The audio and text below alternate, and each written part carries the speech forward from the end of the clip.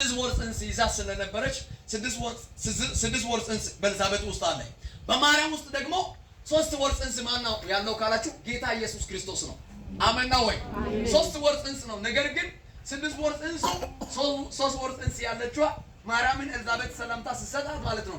እሷ ስትሰለም ማለት ነው። ውስጡ ላይ የነበረው ጽንሱ ይላል በደስታው ብዛት ምን ሆነ ሰለለ ይላል። ዛሬ አንድ መልእክት አለ። ኢየሱስ ጌታ ነው። ጤልዮቴ አሳዩ አይበገላ ቆማካ ነገርሰን እሺ ጌታ ዳቆይደስ ሃላይቲ ጎባይ ጉፋና አሜሪካ አሜን ነው ወይ? አሜን ነው ወይ? ስታይ ማለት ነው አይን ውስጥ ገብተ ማለት ነው አታጠቃም። ነገር ግን ዛሬ እናገራለሁ ታላቅ አንተን አይቶ ይሰላል። ታላቅ አንተን አይቶ ይንበረከካል። እኔ ታላቅ ነኝ በቦታም ነኝ ያለ በፊት ይንበረከካል። ሰላም ማለት ነው 3 ወር ሕፃኑ ማለት ነው ውስጡ ላይ የነበረ ሕፃኑ ጽንሱ ላይ የነበረ ሕፃኑ 6 ወር ጽንሱ አዘለለ። አሜን ነው ወይ? አሜን ነው ወይ? ይሰላል። አሜን። ኢየሱስ ጌታ ነው። ይሄን ከተናገረ በኋላ ታች ስመጣ እንደዚህ ይላል። በዚህ ቦታ ላይ ማርያምን ይላል በዚያ ወራት ይላል ተነስታ ወደ ተራራማ አገር ወደ ይሁዳ ከተማ ፈጥና ወጣች ይላል። ወደ ዘካርያስ ቤት ገብታ ይላል ኤልሳቤጥን ተሰለመችው። ኤልሳቤጥን የማርያምን ሰላምታ በሰማችው ጊዜ ጽንሱ ይላል በማህፀኗ ውስጥ ዘለለ ይላል። በኤልሳቤጥ መንፈስ ቅዱስ ሞላባት ይላል። በታላቅ ድምፅም ጮኸች ይላል። አንዱም አለች አንቺ ከሴቶች መካከል የተባረከች ነሽ፣ የማህፀንሽ ፍሬ የተባረከ ነው። የጌታ እናት ወደ እኔ ትምጣ ዘንድ ይላል እንዴት ይሆንልኛል? እነሆ የሰላምታሽ ድምፅ ይላል በጆሮዬ በመጣ ጊዜ ጽንሴ በማህፀኑ በደስታው ዘልሏልና ከጌታ የተነገረለት ቃል ይፈጸማልና። አሜን አሜን አሜን። እንደዚህ የሚል ስብከት አለ ውስጤ ላይ፣ እንደዚህ የሚል ቃል አለ። የተነገረ ቃል ይፈጸማል።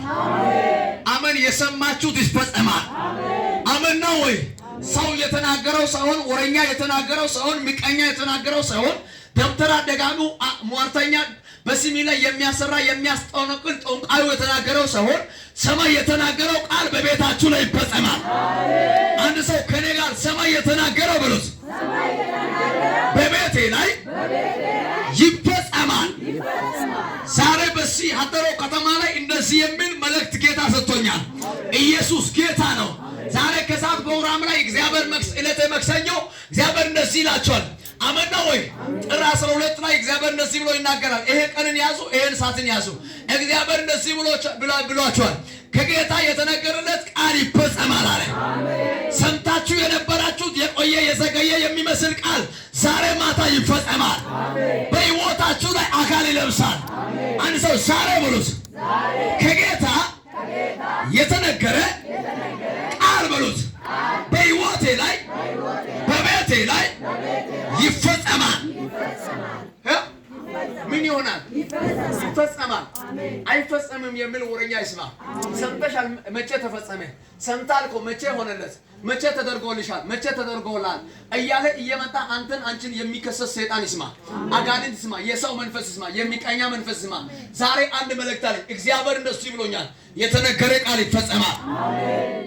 ኦደታ ቃላይ ፖለታና ታውቂታ ያገጋ ነሲዮገ ፖለታና ኦሳይኒ ሐሳቦገ ነንጋይ ተጋሞገ ሀጊቶ ነሶናና አሜን አሜን አሜን አሜን።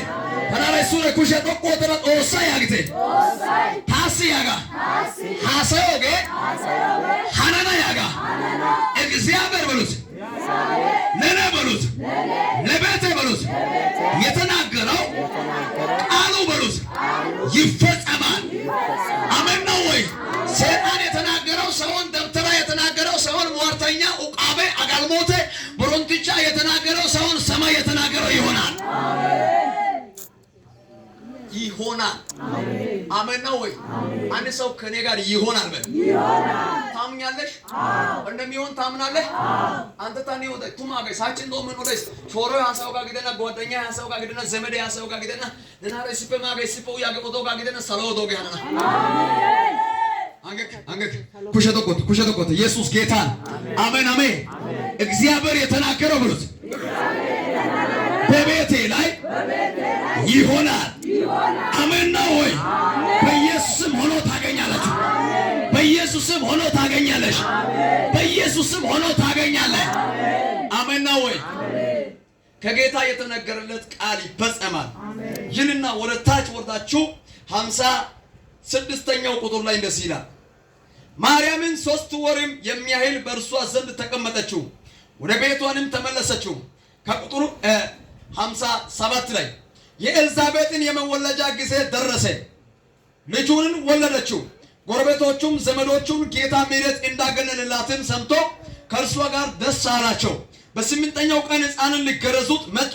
በአባቱ ስም ዘክራስ ሊሉት ወደዱ። እናቷ ግን መልሳ አይሆን ዮሐንስ ይባል እንጂ አለችው። እነርሱንም ከወገንሽ ማን በዚህ ስም የተጠራ የለምና አላት። አባቱ ማን ሊባል እንደወደደ ጠቀሱት። በራምም ለምን ስሙንም ዮሐንስ ነው ብሎ ጻፈ ይላል። ሁሉንም አደነቁ ይላል። ያን ጊዜ አፉን ተከፈተ፣ ምላሱን ተፈታ፣ እግዚአብሔርን እየባረከ ተናገረ። ለጎረቤቶቻቸው ሁሉ ፍርሃት ሆነ ይላል። ይህን ሁሉ ነገር በይሁዳና በተራራማ አገር ሁሉ ተወራ። የሰሙት ሁሉ እንኳን ይህን ሕፃን ምን ይሁን እያሉ በልባቸውን አኖሩት። የጌታ እጅ ከእርሱ ጋር ነበረ እያለ ይቀጥላል። የጌታ እጅ ከእርሱ ጋር ነበረችና እያለ ይቀጥላል። ከማን ጋር ነበረች? ከሕፃኑ ጋር ከኤልዛቤጥ ጋር ነበረችና እያለ ምን ይሆናል?